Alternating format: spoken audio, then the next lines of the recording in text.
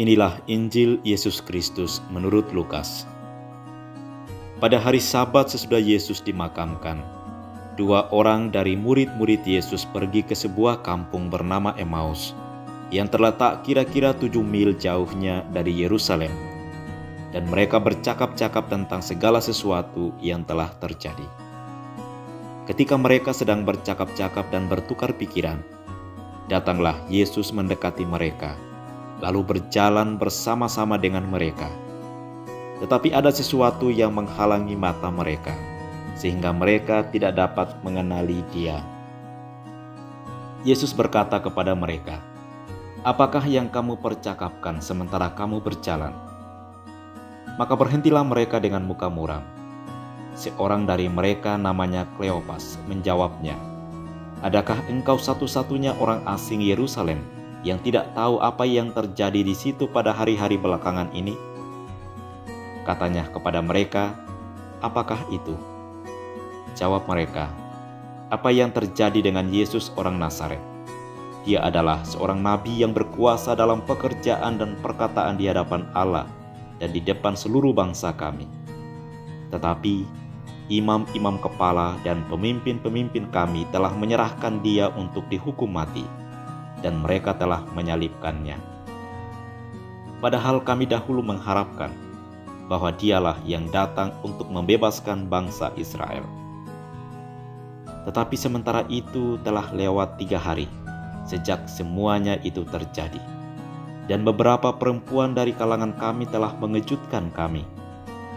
Pagi-pagi buta mereka telah pergi ke kubur dan tidak menemukan mayatnya. Lalu mereka datang dengan berita bahwa telah kelihatan kepada mereka malaikat-malaikat yang mengatakan bahwa Yesus hidup. Dan beberapa teman kami telah pergi ke kubur itu dan mendapati bahwa memang benar yang dikatakan perempuan-perempuan itu, tetapi Yesus sendiri tidak mereka lihat. Lalu Ia berkata kepada mereka, "Hai kamu orang bodoh, betapa lambannya hatimu, sehingga kamu tidak percaya akan segala sesuatu yang telah dikatakan para nabi. Bukankah Mesias harus menderita semuanya itu untuk masuk ke dalam kemuliaannya?" Lalu Ia menjelaskan kepada mereka apa yang tertulis tentang Dia dalam seluruh kitab suci, mulai dari kitab-kitab Musa dan segala kitab nabi-nabi. Sementara itu mereka mendekati kampung yang mereka tuju. Ia berbuat seolah-olah hendak meneruskan perjalanannya. Tetapi mereka mendesaknya dengan sangat, "Tinggallah bersama-sama dengan kami, sebab hari telah menjelang malam dan matahari hampir terbenam."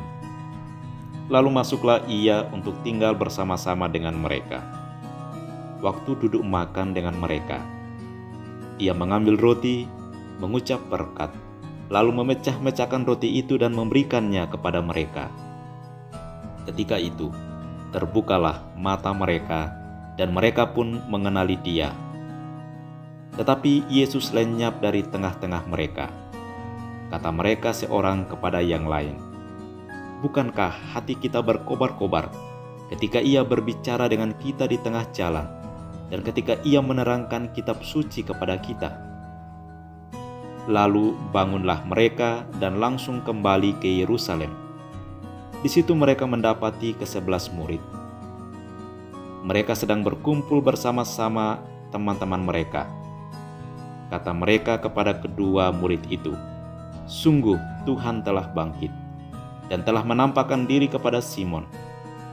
Lalu kedua orang itu pun menceritakan apa yang telah terjadi di tengah jalan dan bagaimana mereka mengenali Yesus pada waktu Ia memecah-mecahkan roti. Demikianlah Injil Tuhan. Bapak, Ibu, saudara-saudariku yang terkasih dalam Kristus.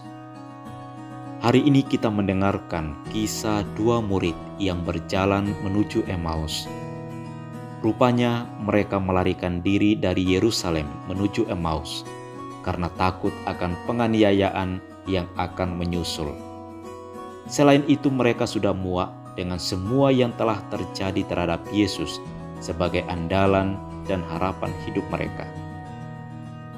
Mereka telah menyaksikan peristiwa pengkhianatan, penangkapan, penghukuman, dan penyaliban terhadap Yesus.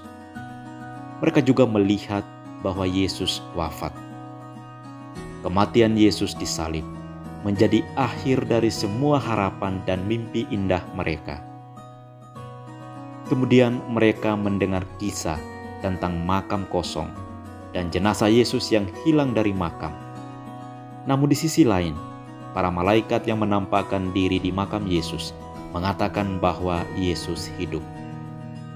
Tampaknya mereka dalam kebimbangan, dalam keputusasaan atas segala sesuatu yang terjadi di Yerusalem.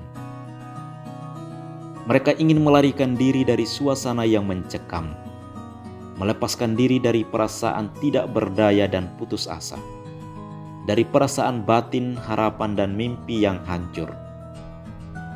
Mungkin mereka merasa sangat menyesal dan kecewa terhadap diri mereka sendiri yang telah mengikuti jejak Yesus dan menaruh harapan palsu kepadanya.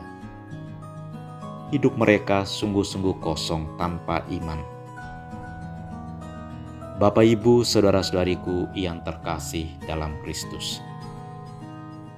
Perjalanan dua murid ke Emmaus menunjukkan kisah perjalanan dari ketidakpercayaan menuju pada keyakinan, dari keputusasaan menjadi harapan. Yesus memberitakan firman kepada dua murid yang putus asa dan membuka mata mereka untuk memahami isi dari kitab suci. Yesus datang untuk berjalan bersama mereka. Dia datang untuk meringankan kesedihan mereka. Dia datang untuk menghidupkan kembali harapan mereka yang hancur. Yesus memecah-mecahkan roti bersama mereka, sama seperti yang dia lakukan pada perjamuan terakhir. Yesus mengambil roti, memberkatinya, memecah-mecahkannya dan memberikannya kepada para murid. Dalam pemecahan roti, mata para murid terbuka dan mereka percaya kepada kehadiran Yesus. Mereka mulai mengingat kembali akan semua yang Yesus katakan dan lakukan selama hidup bersama mereka, termasuk penderitaan dan kematian Yesus. Di jalan menuju Emmaus, Yesus sekali lagi mengajari dua muridnya yang buta akan sabdanya. Dia menjelaskan kepada mereka bahwa penderitaan dan kematiannya bukanlah kemalangan, tetapi harapan terbesar dan paling berharga bagi manusia untuk memperoleh pengampunan dan keselamatan. Bapak, Ibu, saudara-saudariku yang terkasih dalam Kristus. Kadang-kadang dalam hidup kita telah menjadi seperti murid-murid di jalan menuju Emmaus, merasa tersesat, sendirian, sedih, bimbang, dan mungkin marah oleh pengalaman Kalvari pribadi kita.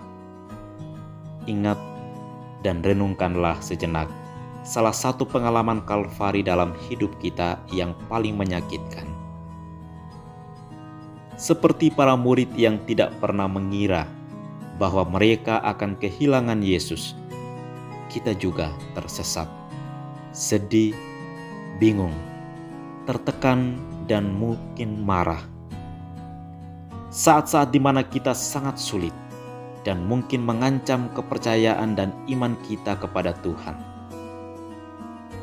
Kita semua tahu bahwa hal terburuk bisa menimpa siapa saja dalam hidup kita tanpa kecuali.